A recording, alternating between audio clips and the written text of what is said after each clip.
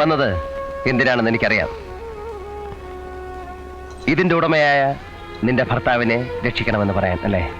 രാധേട്ടൻ പാവാണ്, അറിയാതെ. എനിക്കെല്ലാം അറിയാം. നിന്റെ അച്ഛനടക്കം എന്നോട് കാണിച്ച ക്രൂരത നിനക്കറിയാമല്ലോ. എന്നെ ശിക്ഷിച്ച അതേ നാണയത്തിൽ തന്നെ അവരെ ശിക്ഷിക്കാൻ ഇന്നെനിക്ക് കഴിയും. പക്ഷെ അതോടൊപ്പം നിന്നെ വേദനിപ്പിക്കാനും എനിക്ക് വയ്യ. കൊണ്ടുപോയിക്കൊള്ളൂ. നിന്റെ ഭർത്താവിനൊന്നും വരില്ല.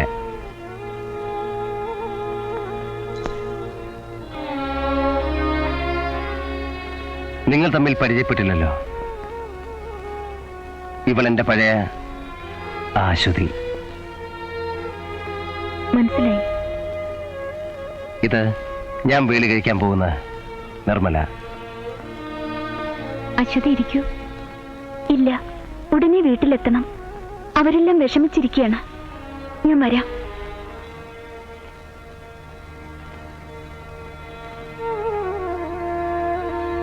അശ്വതി,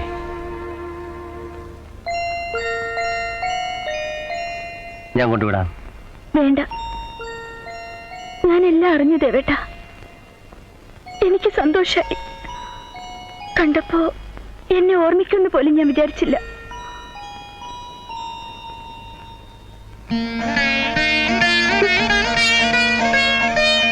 ഞാൻ എങ്ങനെയാ നിന്നെ മറക്കുക?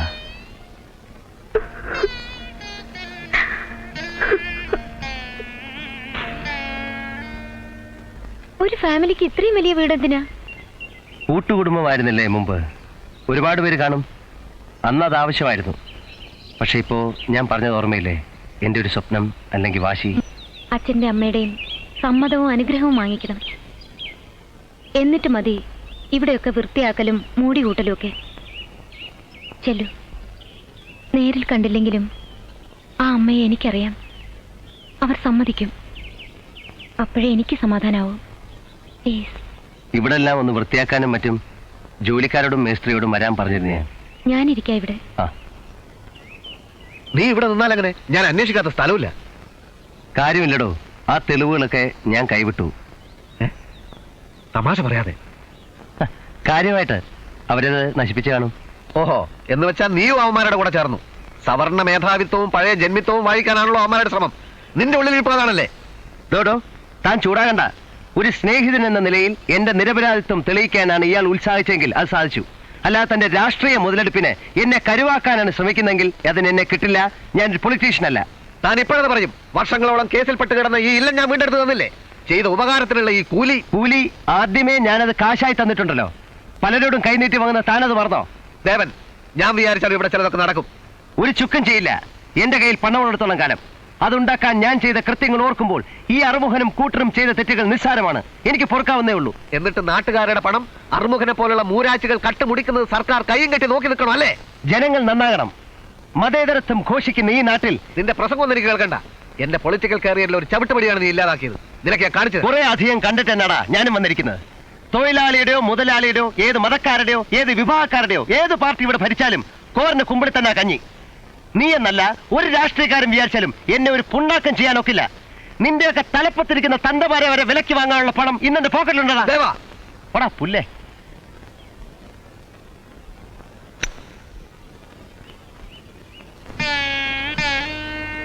ഒരു ദിവസം നഷ്ടപ്പെട്ട വല്ലിയിലും തിരിച്ചെടുത്ത് ഐശ്വര്യം നിറഞ്ഞിരുന്ന ആ പഴയ കാലത്തിന്റെ ഓർമ്മ ഒന്ന് പുതുക്കി ജീവിക്കാനാണമ്മേ ഞാൻ ഇത്ര കഷ്ടപ്പെട്ടത്.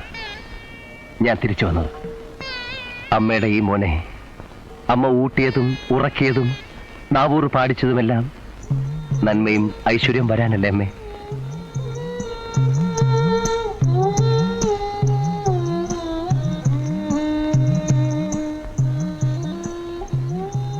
എന്നിട്ടിന്ന് എന്റെ സുഖത്തിലും സന്തോഷത്തിലും അച്ഛനും അമ്മയും എന്നോടൊപ്പം ഇല്ലെങ്കിൽ ഞാൻ വരാം മോനെ.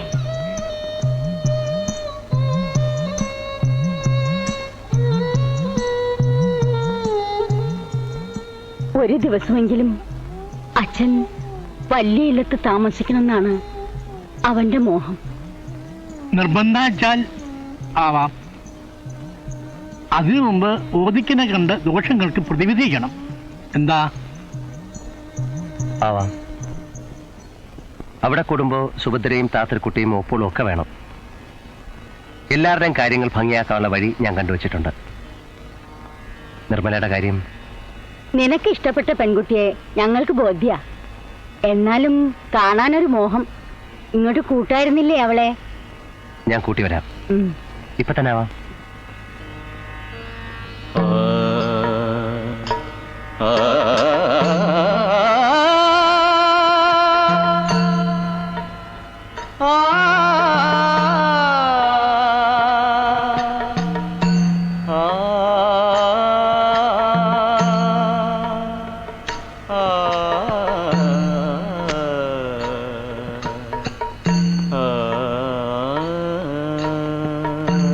നിമ്മി,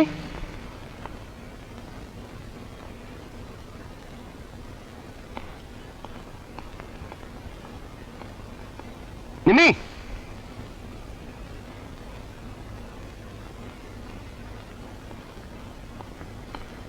നിമ്മി,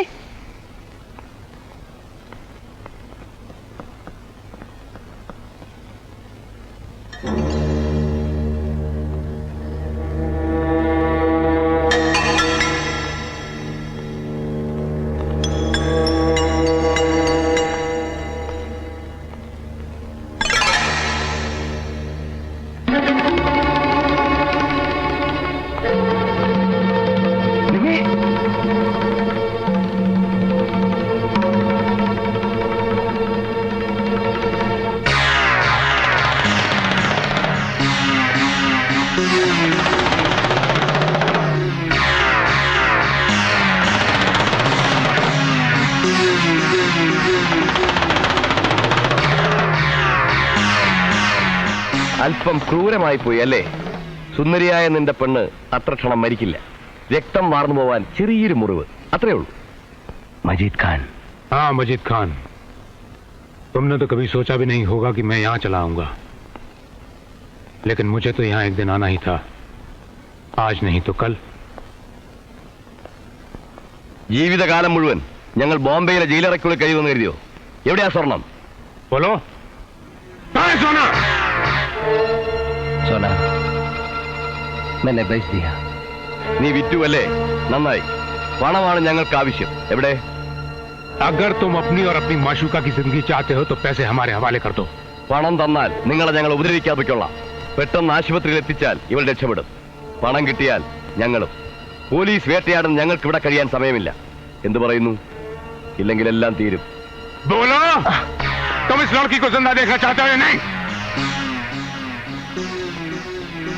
ഞാൻ കൊണ്ടുവരാം.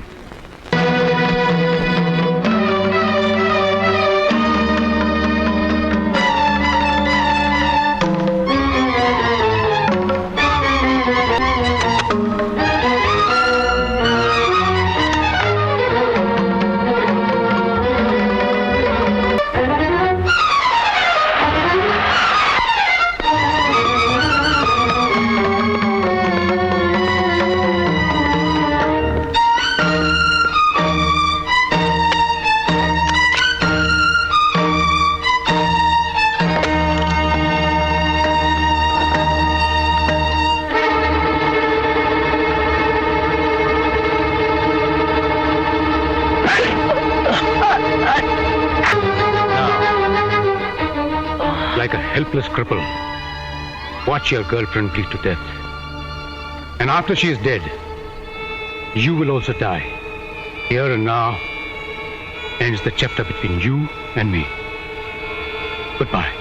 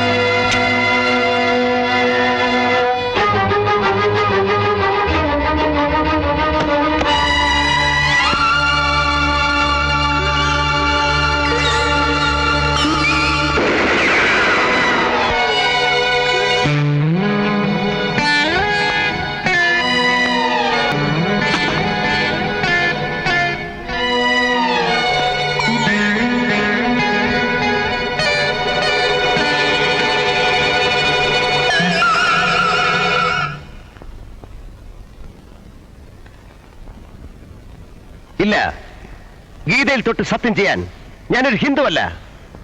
ഖുറാനിൽ തൊട്ട് സത്യം ചെയ്യാൻ ഞാനൊരു ഇസ്ലാമല്ല.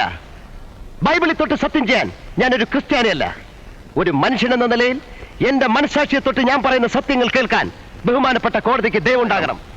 ഉപനയനവും വേദാധ്യയനവും കഴിഞ്ഞ് അഹിംസയും ഭക്തിയും ജീവിതമാർഗമായി സ്വീകരിച്ച എന്നെ നിങ്ങൾ കള്ളനാക്കിയില്ലേ, കൊലപാതകയാക്കിയില്ലേ, കുറ്റവാളിയാക്കിയില്ലേ? ഇതിൽ കൂടുതൽ എന്ത് ശിക്ഷയാണ് ബഹുമാനപ്പെട്ട കോടതിക്ക് ഇനി എന്റെ മേൽ വിധിക്കാനുള്ളത്? Tell me, how can you punish me more?